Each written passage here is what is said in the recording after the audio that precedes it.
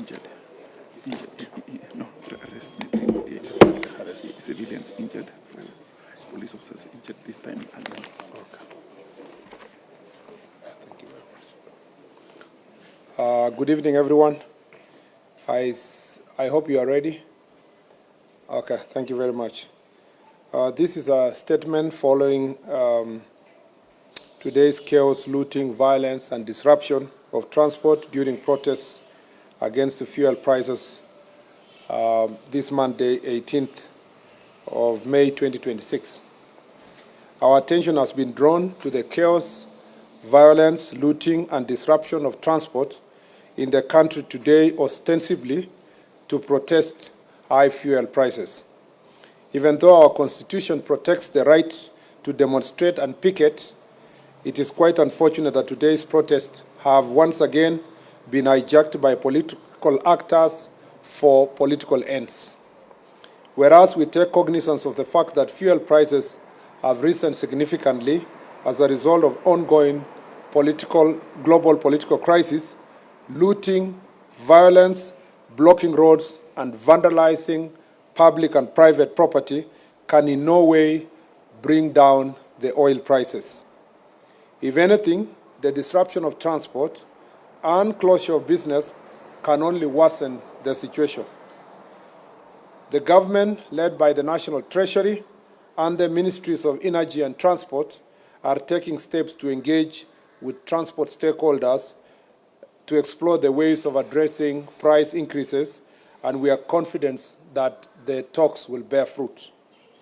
We are, however, concerned that although most parts of Kenya were peaceful, criminal elements in some parts have been mobilized and deployed by rogue politicians to target government projects, property, personal property, pro-government, and also property of pro-government leaders. The looting of Ketia supermarkets owned by a member of parliament who supports government, the burning down of UDA offices in Wote in Makueni County, and the torching of 2 trucks at the site of Rironi Mau Summit flagship project are not coincidence, but a calculated move to spread fear and intimidate government supporters and innocent public servants. Coupled with the recent violent attacks on Ms. Rachel Wandeto, who passed on this morning, we are witnessing a clear scheme where a section of political class is making incendiary statements to fund intolerance and ethnic bigotry and organizing gangs to spread terror, sabotage government projects, and profile and intimidate those of different political opinion, especially those who support government. We wish to reassure the country that the government will do everything in its powers to protect lives and property, and at no time would lawlessness be allowed to take root in any part of our country. We will intensify our fight against organized crime and its sponsors who are hell-bent on propagating anarchy. The full force of law will be brought to bear on the organizers of today's violence and wanton destruction of property. In fact, it is about 348 of them have already, perpetrators have already been arrested. It is quite unfortunate also that 4 Kenyans in today's violence, which also saw more than 30 people, it's unfortunate that we lost 4 Kenyans in today's violence, which also saw more than 30 people injured. It is very regrettable that there are politicians in this country who measure the success of opposition to the government by the number of innocent lives lost in the demonstrations they organize. This is the lowest form of politics and the most wicked manifestations of self-interest. To the leaders who have been profiling Kenyans of different political opinion and calling them traitors, we shall hold you personally responsible for the lives lost and property destroyed as a result of your statements. You will be answerable now and in the future. I commend Kenyans who went about their business in peace, and actually, largely in most parts of the country, Kenyans went about their business in peace, But also there are some public transport owners who protested in peace by just keeping off the transport system without really interrupting other people's lives. And we regret, in some cases, disruption of transport and businesses that have been looted, including a supermarket in Naivasha, which, as by the time we were coming here, was still facing invasion by goons. Let us remain calm as Kenyans, as relevant government agencies address the issue of fuel prices. To those traveling, our security agencies are under instructions to ensure our safety. All the roads that were blocked have now been cleared. Part of Kirinyaga, there was an attempt in Rongai and in Kitengela, and a particular attempt in Kakamega to invade. I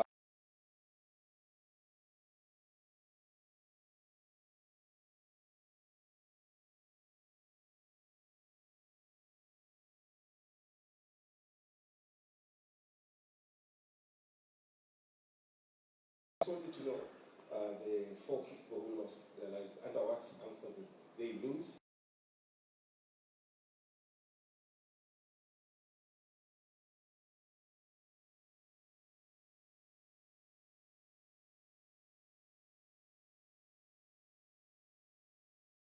As for those who lost their lives, investigations are ongoing. It will establish exactly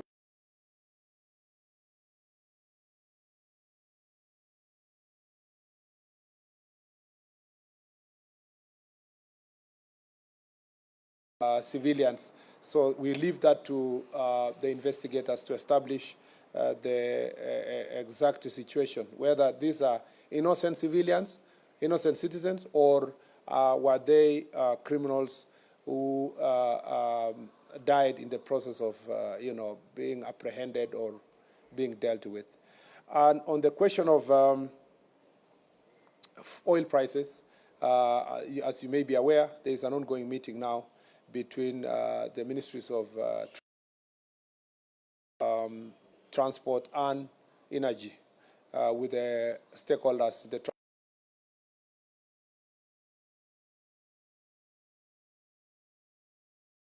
and the way forward on the question of oil prices. But nobody is a visitor in Jerusalem. We at least have guarantee of supply of the fuel, even if it's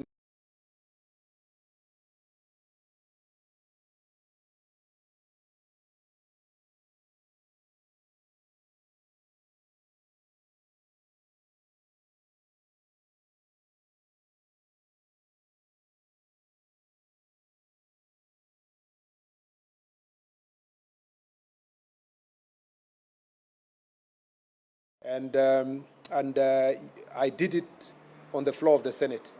But you should give us credit that no life was lost during that time, during that agitation, that we never organized a protest. We never agitated for Matatu sector to stop transport. In fact, I dare say that the leaders of Matatu industry at that point in time never protested against the government. So the question you should be asking yourself, why did they feel that it was okay to understand President Uhuru Kenyatta, but when it is President William Ruto, they should go to the streets? You should ask yourself, why did they not stop their vehicles just less than 4 years ago? And why is it that in the administration of President William Ruto, they have stopped their vehicles from coming to the streets? There must be something. There must be a certain level of profiling that applies to William Ruto that does not apply to President Uhuru Kenyatta. And the guess is as good as, your guess is as good as mine. If you will give us credit for those who were opposed to the administration that time, you must give us credit for using constitutional means and using the floor of the House and giving alternative suggestions to how to handle the fuel crisis. We never organized one protest, no life was lost, no supermarket was looted, no person was targeted to be killed as a result of the higher fuel prices less than 5 years ago. So I am very proud of my record and the statements I made in the Senate just about 5 years ago. And I'm very proud of how President William Ruto handled his opposition to how government was running its affairs in the last 5 years. I wish current opposition would emulate him instead of organizing violence and so forth. And I am just asking the most simple thing. Please, the transport sector, the way you understood President Uhuru Kenyatta and never went on strike just less than 5 years ago, that is the same way you should understand President William Ruto because he's in office. Number two is that how can we ensure that in future protests do not lead to loss of life? It's just by ensuring that protests are protests. They are not criminal activities, acts of crime, looting, robbing people of their property, burning of property. As long as we stop, and I see you in the media, reporting that protesters, I saw one today, protesters in Naivasha burned 2 vehicles. Those are not protesters. Protests is constitutional. Protest is presupposed to be peaceful. Burning of 2 vehicles, the media should be able to profile the way it should be, to say criminals burn 2 vehicles in the name of protest. I wonder why media in our country does not really always give a proviso to such situations by saying there were protests, but today it was not protests, it was criminal activities that burned vehicles. Why are facts distorted? Why are facts distorted? And sometimes protesters were killed. Probably criminals who were looting were killed. They were not protesters. So let us characterize any peaceful protest will be protected in this country. And I don't think any one life will be lost in a situation where the protest is peaceful. So let it be protests, not criminal activities, and life will not be lost. The last thing I'll say is that who are these politicians we are talking about? The investigations are not going, but the incitements, the people who have been inciting, particularly that the former deputy president is on record inciting people who have a different opinion and telling people in his backyard that anybody who is having an alternative political opinion supporting President Ruto is a traitor, and the traitors must be punished. So the understanding of his supporters perhaps is that you must attack physically traitors, and he will be held personally responsible. And all other politicians who are engaging in these acts of violence will personally be held responsible. I see sometimes some of these politicians speaking about ICC, take this one, ICC, and so forth. I don't know if they know that they are making their bed now and they will lie in it. So it is important for every one of us to become aware of their own acts. And we will take the necessary legal steps to bring all of them to face the law. I know even the banning of the UDF officers in Wote, in Makweni, was organized by politicians, and the investigations are not going. So just give the DCI a few more hours, and those who are personally responsible will be held to account. I think I have answered all the questions. Yeah, I'm seeing somebody somewhere there. Yes, last one. Sorry, because you guys also indulged us by waiting for over an hour. I am indulging you by taking more questions. There's a dictatorship of the Kenyans. They're crying, why landlord countries, their prices are going down? Yet they're getting their fuel from the same port, which is the Mombasa port, including the Ethiopia, which is very, very low than Kenyans. I don't want to mention countries, but the last example you gave, just go and Google now if they have any fuel. Okay? Even some of our neighboring countries already, they are rationing their fuel by telling the motorists they will take only a certain amount per week. So Kenya is different. We are a different economy. We have different challenges, and we have different approaches to issues.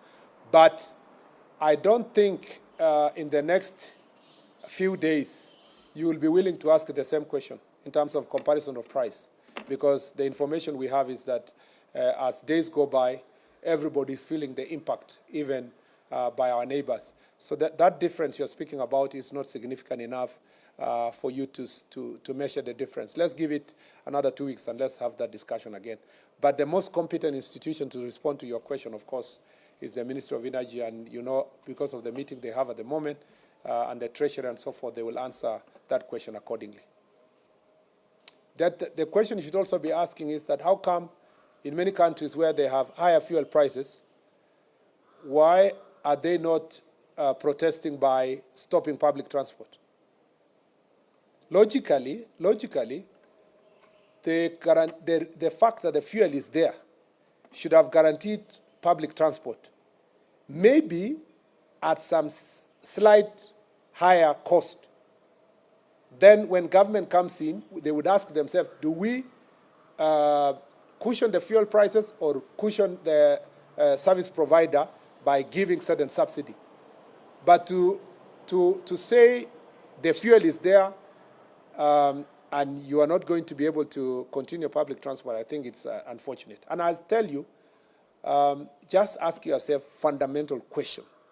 There's a reason why 5 years ago, under the leadership of President Uhuru Kenyatta, the public transport owners do not go on strike.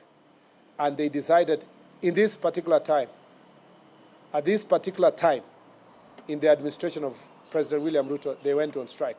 That is a question that should prick your conscience and the conscience of any person who is willing to think through this issue.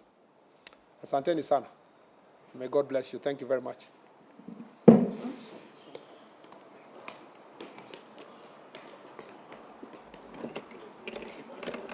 Yeah. You keep the tablet. Yeah. Phone line in here.